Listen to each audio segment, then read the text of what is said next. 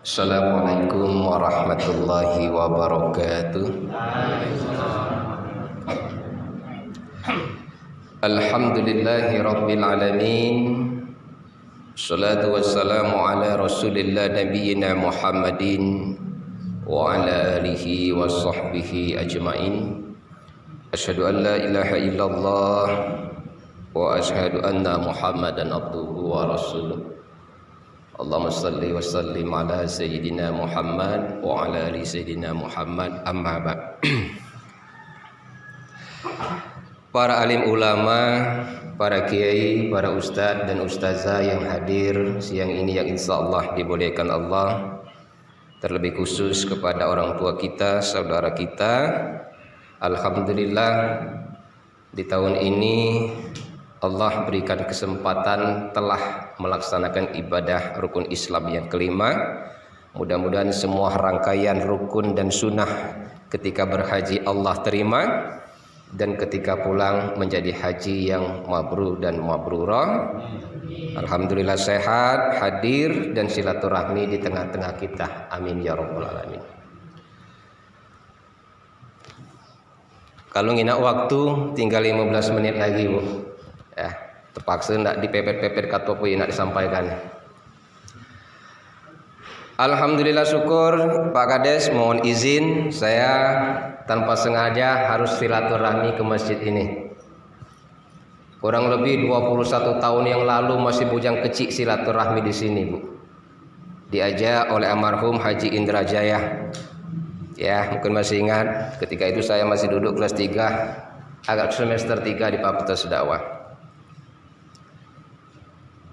Orang tuaku sekalian, mengingat waktu kita sungguh mepet, sedikit saja saya bercerita tentang haji. Mau Bu haji? Yakin? Ya.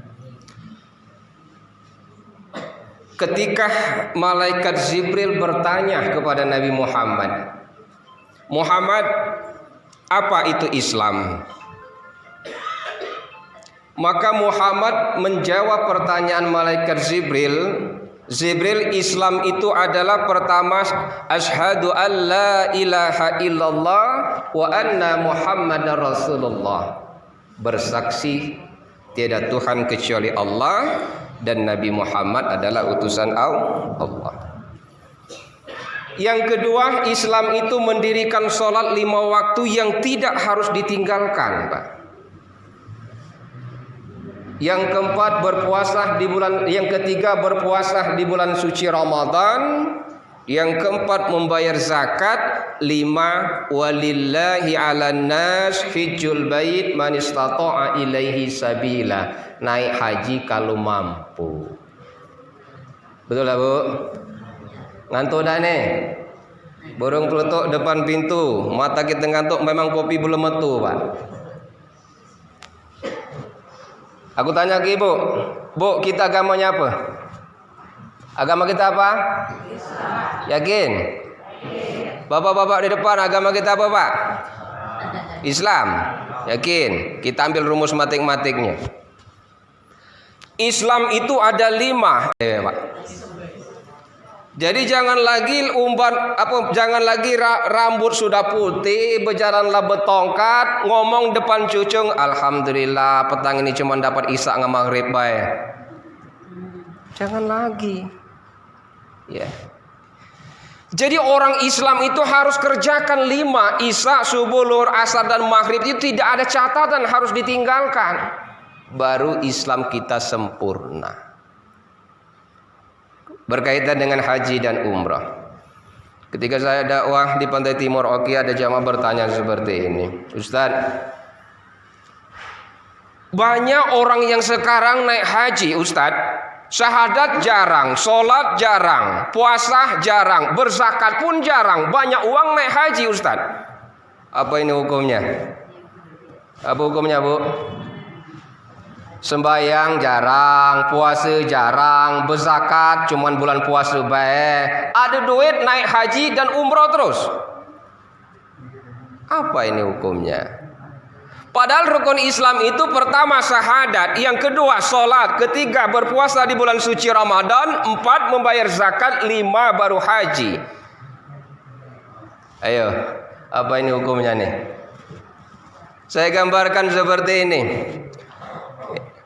Orang Islam, rukun Islam yang 5 itu sama seperti kita buat rumah, Pak. Syahadat itu bangun fondasi kalau kita buat rumah. Ya. Setelah bangun fondasi, dirikan sholat. Sholat itu tiang, cor tiang. Tiang selesai, pasang dinding batu bata. Itu namanya beribadah bulan suci Ramadan, puasa. Benteng. Fondasi sudah, tiang sudah, dinding sudah, rumah supaya sehat harus ada angin keluar masuk, pasang pintu dan jendela. Itu namanya zakat. Pondasi sudah, tiang sudah, dinding sudah, zakat, pintu dan jendela sudah, terakhir pasang atap supaya tidak bocor, nyaman rumah. Apa itu? Haji. Coba itu rumusnya. Masang pondasi tidak, masang tiang tidak, berdinding tidak, pakai pintu jendela tidak, langsung naik haji. Apalah kira-kira? Buat rumah yang di bawah sampai ke pucuk atap baik, Pak. Rumah kubu itu namanya. Jadi jangan lagi kalau ditanya, apa hukumnya Ustaz? Orang sholat tidak, zakat tidak, puasa tidak, punya duit langsung naik haji. Seperti orang membangun rumah dari bawah sampai ke pucuk cuman atap baik. Ya, dah itu. Yang kedua, ada ibadah haji dan ada ibadah umrah. Tadi sudah dijelaskan sedikit. Orang beribadah haji itu ada 3. Ada yang kita kenal haji ifrad, ada yang kita kenal haji qiran, ada yang kita kenal haji tamatu. Ini bisa kan, Pak? Kalau haji ifrad itu naik haji dulu baru umroh. Kalau haji tamatu umroh dulu baru haji. Kalau haji qiran niatnya satu, umroh dan haji niatnya satu pada bulan dan waktu yang ditentukan. Syawal, apa tadi? Bulan Syawal, bulan Zulqa'dah dan Zulhijjah, niatnya satu. Inilah disebut pada bulan haji. Saya punya mamang di kecamatan kita inilah di Jarai. Anaknya nak biayai nak umrah. Dulu-dulunya nak biayai nak umrah, tapi dia berpendapat aku tidak mau umrah karena belum haji. Dia berpendapat haji itu wajib sedangkan umrah sunnah. Jadi tidak mungkin katanya aku harus melakukan ibadah yang sunnah sedangkan haji belum yang wajib. Nah, apalah ini hukumnya? Dia denda umrah karena dia belum haji. Itu pendapat dia. Kalau kita baca sejarah, Rasulullah itu 4 kali umroh baru haji. Ini pada tahun ke-6 setelah Rasul hijrah dari Mekah ke Madinah, Rasul ingin umroh balik, tapi dicegat oleh kafir Quraisy. Tidak jadi di umroh, sehingga terjadilah perjanjian Hudaybiyah. Ini tahun ke-6. Tahun ke-7 Rasul umroh lagi, mengkodok pada tahun ke-6 yang tidak jadi. Tahun ke-8 Rasul umroh lagi, datang lagi dari Madinah ke Mekah. Inilah dikenal dengan Fathul Mekah. Fathul Mekah itu artinya ketika Rasul diusir dari Mekah harus hijrah ke Madinah, kemudian pulang lagi membawa pasukan 1.500 orang. Tahun ke-8 Rasulullah umroh yang ketiga. Pada tahun yang ke-10, artinya pada tahun ke-9 dia istirahat. Pada tahun yang ke-10 Rasul umroh dan haji. Nah inilah angkanya Nabi di dalam sejarah umrohnya 4 kali, hajinya cuma sekali, Pak. Jadi aku titip pesan ke bapak ngandung, saudara-saudara iya berduit, cukup naik haji itu sekali baik kalau berduit. Ustadz, aku nak naik haji yang kedua, tidak jadi masalah. Titipkan kepada adik kandung, orang tua kandung, saudara kandung yang belum haji, niatkan untuk mereka. Ya. Sebab ada sebuah peristiwa, ibu bapak orang tuaku sekalian. Di zaman Rasulullah ada 2 orang sahabat. Dua orang ini niatnya nabung dan naik haji. Dua orang ini, ya Allah, aku nabung niatnya naik haji. Pada saat uang sudah cukup ingin berangkat haji, yang satu berangkat, yang satunya tinggal. Nah, yang tinggal ini apa alasannya? Begitu dia nak daftar, ibarat kita daftar ke Kemenak naik haji, ada keluarganya datang nak minjam duit, kebenaran duit yang nak dipinjam tadi sebesar duit dia nabung nak haji tadi. Bimbang, ya Allah, apakah aku berangkat umroh, berangkat haji, atau duitku pinjamkah? Bimbang. Kalau duitku pinjamkah, aku jadi berangkat haji. Hasil istikharahnya dia berdoa kepada Allah, dapatlah sebuah hakikat kesimpulan, akhirnya duitnya dipinjamkah. Dia berangkat haji. Sahabatnya berangkat. Begitu pulang, sahabat yang berangkat ini bertanya kepada Rasul, "Ya Rasul, dari sekian banyak sahabat kami yang sedang haji ini, siapa di antara kami ini yang hajinya diterima oleh Allah?" Rasulullah menjawab, "Sahabat, di antara kalian yang sedang menunaikan kewajiban berhaji, tapi ada satu di antara kalian walaupun jasadnya tidak sampai ke Mekah, Allah sudah catat dia sebagai orang yang haji yang diterima oleh Allah." Siapakah dia ya Rasul? Sahabatmu yang sama-sama niatnya nabung tapi tidak jadi berangkat karena duitnya dipinjam Kang Ajema ya perlu. Artinya apa? Niat yang Allah hadirkan di situ. Jadi itulah Pak ya. Kalau duit banyak, jadilah sekali haji. Kalau duit banyak, umroh dibatasi. Kalau duit banyak, umrohkah? Takmir masjid, pengurus masjid, orang-orang tua yang mungkin layak kita patut kita bantu, umrohkan dan hajikan mereka. Itu lebih mulia. Terakhir. Kalaulah balik haji, orang tua aku sekalian, kalau bertanya apakah sah diterima haji kita, kalau rukun dan sunahnya cukup diterima. Apakah haji kita diterima setelah pulang dari kota Mekah sampai ke tanah air lagi? Ada catatan. Rasul ditanya oleh sahabat, "Ya Rasulullah, apa cirinya seseorang yang telah melaksanakan haji tapi hajinya diterima oleh Allah?" Rasul menjawab seperti ini, Man hajjal bait, barang siapa yang menunaikan ibadah haji, kemudian setelah dia pulang, walam yarpus walam nafsik, dia mampu menjaga ucapannya, dia mampu menjaga akhlak dan tingkah lakunya, dia menghindari wala nafsik dari perbuatan yang munafik. Munafik itu ada 3 cirinya Bu. Berkata dusta, berjanji mengingkari, dipercaya berkhianat. Jadi orang itu kalau dia sudah naik haji kelihatan setelah pulang. Pulang haji, pakai baju gamis putih ke masjid kemana-mana. Setahun 2 tahun, kapan bermotor bersepan pendek lagi. Ya kan? Makanya orang naik haji itu Pak macam-macam gelarnya. Ada yang pulang dari tanah suci, begitu pulang naik haji sampai ke dusun dapat haji, gelarnya haji tomat.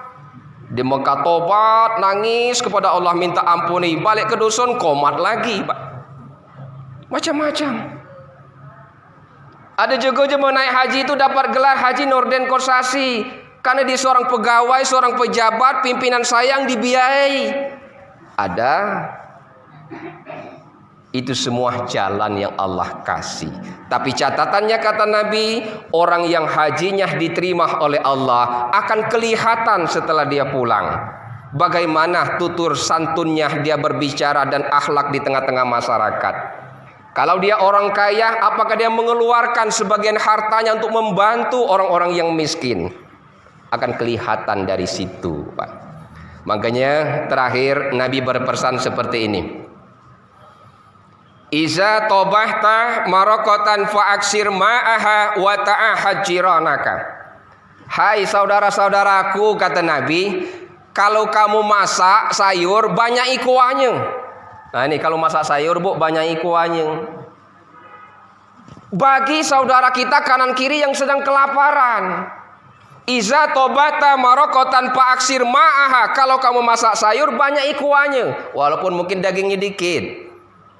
Dia tanggung jawab banyak bagi kuahnya jadilah. Inilah keruan tetangga kanan kiri miskin, sehari-hari goreng ikan asin, baunya kemana-mana, bagi tidak. Ya, itu. Jadi bersyukurlah kita yang Allah panggil untuk melaksanakan ibadah haji. Dan semoga kita yang hadir di sini Allah luaskan pintu rezekinya, Bu. Allah permudah niat kita untuk berangkat haji. Tapi dengan catatan innamal a'malu binniyah. Segala sesuatu itu dimulai dari niat. Saya pernah ceramah di Sungsang Ogan Banyuasin. Di situ, Bu, penghasilan masyarakat cuma nanam nio ngagi nelayan. Tapi mereka paling banyak haji dan umroh orang Sulawesi yang tinggal di Sungsang Banyuasin itu. Saya tanya, Bu, apa amalannya sehingga di sini banyaknya yang menaik haji nggak umroh? Dia ini kalau nanam nio, Pak, niatnya ya Allah semoga luas rezeki nio ini supaya aku bisa haji umroh. Itu niatnya. Ketika mereka pergi naik kapal nelayan mencari ikan di laut, niatnya juga ya Allah kasih rezeki yang banyak supaya bisa haji dan umroh. Makanya di situ paling banyak, Pak. Kalau kita di Jarai niatnya beda. Kapan nanam sangsile, nanam kau, ya Allah semoga lebat buahnya, harganya mahal supaya aku bisa begini lagi. Jadi tergantung niat, Bu. Ya kan? Nah, sebagai penutup, niat ini aku minta kepada orang tuaku yang sudah berangkat dan pulang naik haji, kando orang tuaku sekalian, maju sebentar sini. Maju sebentar. Tua punian rahasianya dia berniat sangka dia pacar naik haji. Nah, bagi kalangan kami tadi aku belum mendengar tadi. Aduh.